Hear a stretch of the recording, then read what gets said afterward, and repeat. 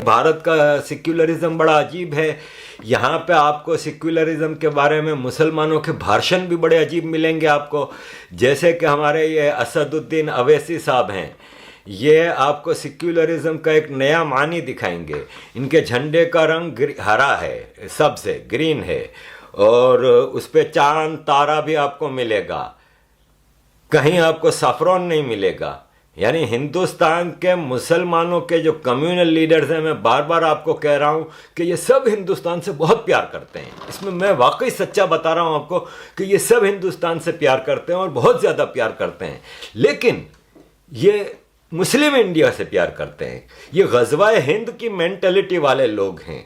या आप असदुद्दीन अवैसी को, क्या किसी भी मुसलमान को वो देख लें, असदुद्दीन अवैसी के झंडे में आपको ग्रीन कलर मिलेगा, उसके चांद सितारे मिलेंगे। इसकी पार्टी का नाम टोटल मुस्लिम है। ये टोटल मुस्लिम इंडिया, ये कहते हैं कि हम पूरे हिंदुस्तान को मुसलमान बनाएंगे। ये इनके जहन का खन्नास है ना, वो कायम है। जो कि आप अभी भी आपको मैं दिखाता हूं कि अरफा खानम आपको क्या कहती हैं। ये है ट्रू कम्युनल लीडर का सेक्युलरिज्म इन इंडिया।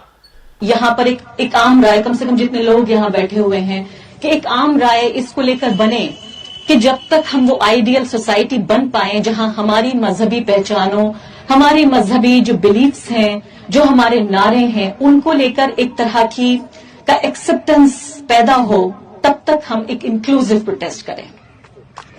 और ये प्रोटेस्ट भी हमें उसी सोसाइटी की तरफ ले जा रहे हैं जहां हम सबको शामिल करेंगे।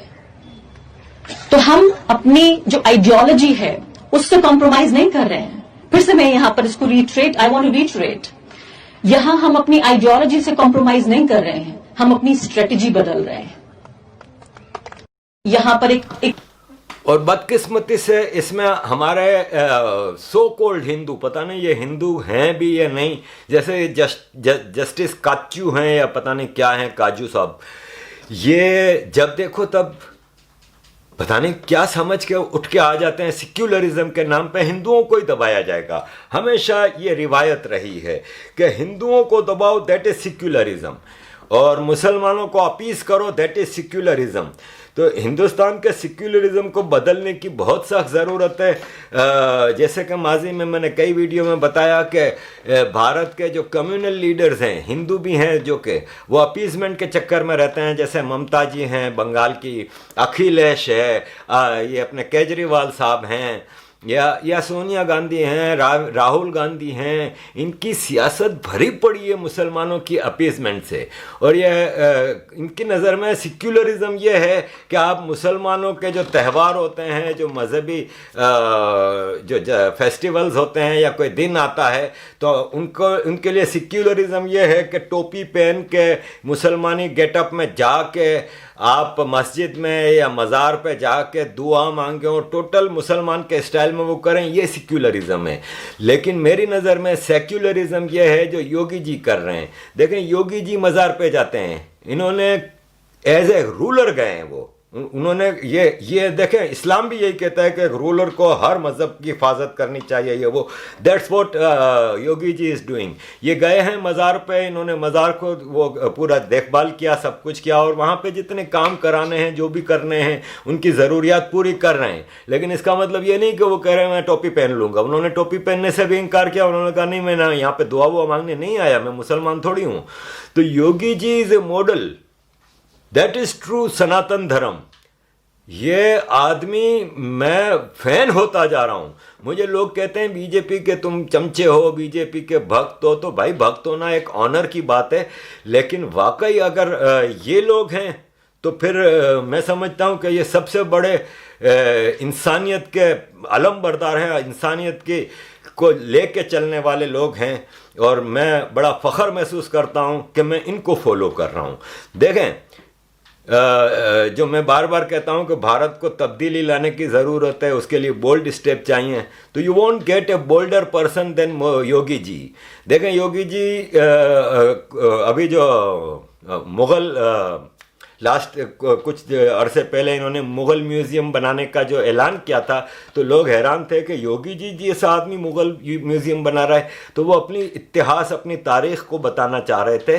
तो योगी जी ने ऐलान किया कि मुग़ल म्यूज़ियम का नाम मुग़ल म्यूज़ियम नहीं होगा, इसका नाम छत्रपति शिवाजी महाराज होगा, म्यूज़ियम होगा। तो देखें, ये होता है तरीका। आप देखें योगी जी किस तरह अपने फर्ज को पूरा भी कर रहे हैं और बोल्डली अपने जो चीजें हैं उसको रख रहे हैं। हुमायूंपुर को हमने हनुमानपुर कर दिया है, इस्लामपुर को ईश्वरपुर कर दिया है, और भी करेंगे अभी, और भी बदलेंगे। जो हमारे अनुकूल होगा हम वो काम करेंगे, जिससे हमारी पहचान होगी उसको हम करेंगे, और कोई बुरा नहीं है ये। अगर नाम बदल दिया है, आपने मायावती जी को नहीं कहा जिन्होंने अकबरपुर को अम्बेडकर नगर कर दिया है, इसको भी तो बोलिए। आप कहिए कि मेरे दिल में सिर्फ हिंदू बसते हैं और मैं सबका साथ सबका विकास नहीं, हिंदू का साथ हिंदू का विकास, फिर सबका हटा दीजिए। फिर ये विकास, ये तो नामकरण हुए हैं। हम जब फर्टिलाइजर कारखाना खोलते हैं तो उससे सभी लोग लाभान्वित होते हैं। हम एम्स खोलते हैं तो उससे सभी लाभान्वित होते हैं। हम सड़क बनाते हैं तो सभी लोग उससे लाभान्वित होते हैं। हम गोरखपुर में वायु सेवा शुरू करते हैं तो सभी लोग उससे, केवल हिंदू ही थोड़े जाता है, मुसलमान भी उससे जाता है।